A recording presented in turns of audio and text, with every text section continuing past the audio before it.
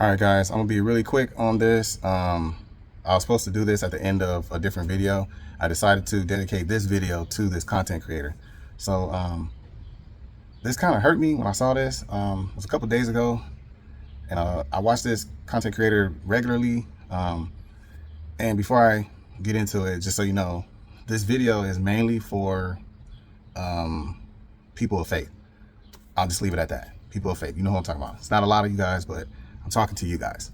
So I watched this video. It actually wasn't even the content creator's video. It was someone showing the video that was posted. They were reposting it. So that's the video I saw. I'm gonna show you a clip of it.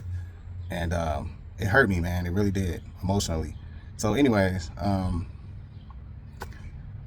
was contemplating on how to do this video, and I'm like, you know what? I'm not gonna spend time trying to explain everything about this person and why I listen to them and why I support them and all that stuff. I'm not gonna do that. You could do that yourself.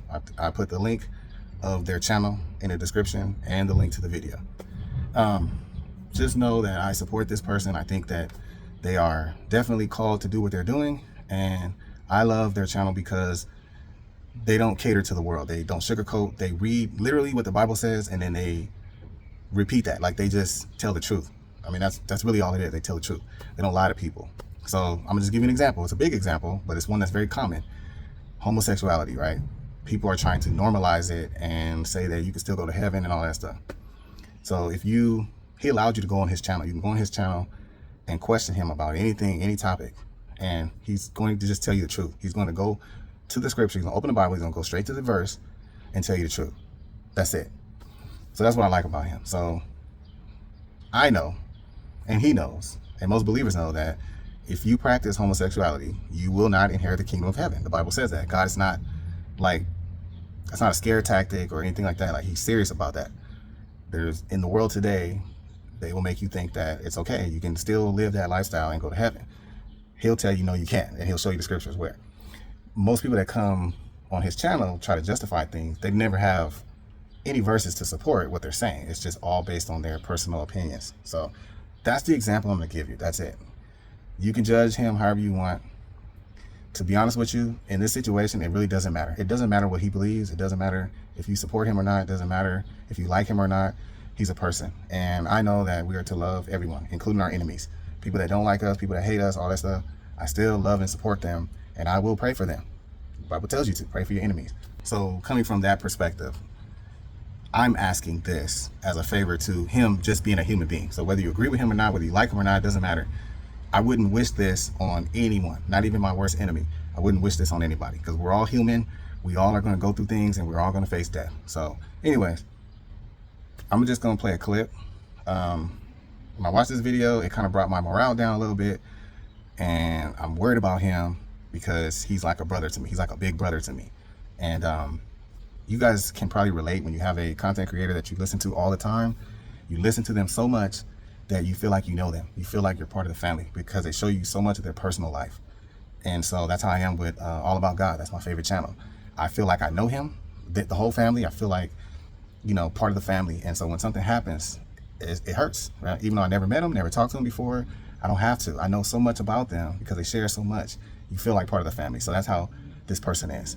So anyways, I'm just gonna play a clip. It's kind of a long clip, so I'm not gonna say much after that, but I just want you to see this. So I just want to show you what he's going through right now.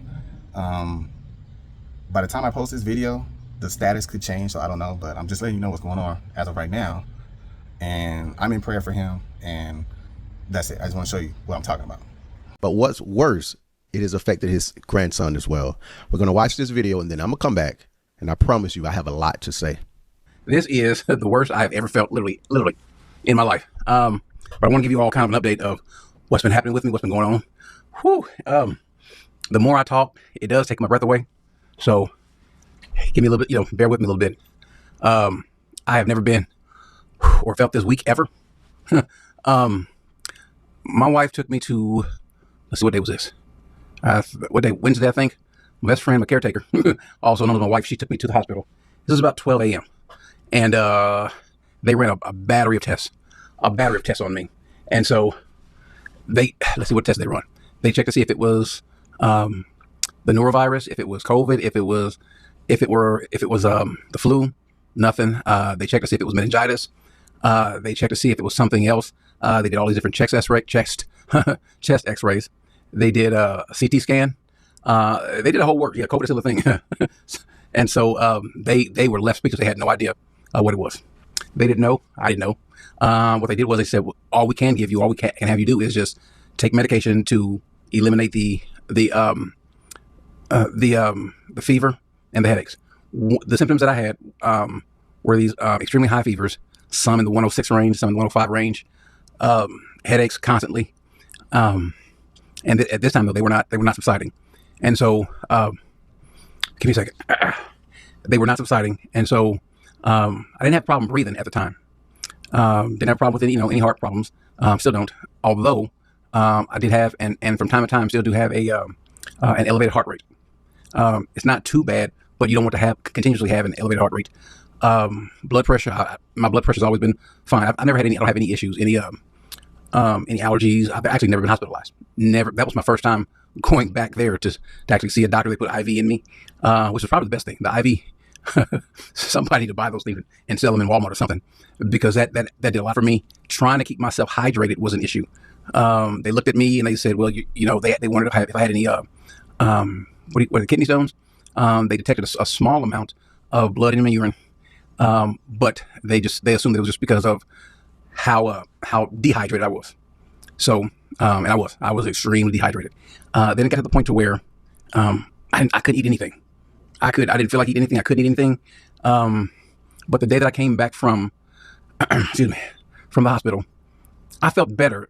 But then the next day, which would be yesterday, was the worst day. My daughter came in the bathroom, because I was on all fours, just throwing up. Threw up the soup, threw up the water.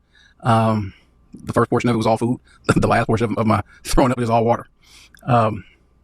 And then actually, a little later, I felt a little bit better. And so, I don't know where I am. I kind of go back and forth. What I have now are these cold sweats. I'm freezing, but sweating. As a matter of fact, I got my towel with me. Excuse me. You might see me start wiping myself off because of the sweat. I have literally gone through most, if not half, if not most of the towels in our house, just sweated through them. I've gone through half of my shirts, just sweated through them. As a matter of fact, you all can see the t-shirt that I'm wearing now. I'm wearing a Dallas Cowboy shirt. Yeah, that's how bad I'm doing. I'm wearing a Dallas Cowboy shirt because I've sweated through a large portion of my other shirts. And so, but this shirt is comfortable. I'll give them that. So the likelihood is this, is that I'll probably be returning to the hospital, more than likely. We'll see. I have, let's see, I have eaten in the last 24 hours, a half a banana, 2 crackers, what do you call it? A Jello pudding cup, most of it. I've tried to eat healthy. I just can't eat anything. It just won't. Tried to eat some applesauce. Nope. It was the worst thing ever. So, if things don't turn around, and I mean, like in the next couple hours, I'll probably be headed back there again. Here is the thing that makes everything more complicated. This is what makes it even worse. I have a 6-year-old grandson who was having the exact same symptoms, and he has been hospitalized. He went to the hospital yesterday, and so now he's been there all day today, most of the day yesterday. No, he went there last night. They gave him, he's in a regular room now. So now he is, you read me something? Oh, my caretaker, my wife. He is, getting, what's the name of this thing that he has? Rabidose. I don't know what it is. Rhabdomycia. I don't know. They call it Rhabdo. I think that's what it is for short. And his symptoms are exactly like mine. It's not something that you transfer from person to person. So, and I guess I would think it's pretty rare that 2 people would have the exact same set of conditions. How you get it, I don't know. But I'm looking at it. When I'm looking at the symptoms, same as mine. Probably more so. What it is there it is. Let me put that on the screen. Yeah. No. You spelled it wrong. I think I have it here somewhere. Let me see if I can. I've got it here. I thought I did. I'm pretty sure I did. Maybe I don't. Okay. No, I was more than sure that I had this on here. I guess I don't. Matter of fact, let me go over here on my phone and I'll spell it out for you guys. There it is. That's it right there. Yeah. Yep. And they do call it rhabdo for short for people like us who have no idea how to spell this thing or to pronounce this thing. So, my grandson. That's what I want you to pray for. Pray for him.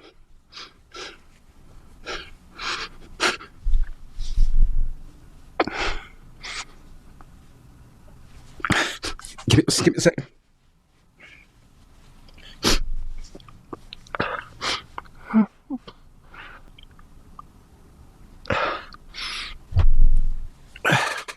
Yeah, it is.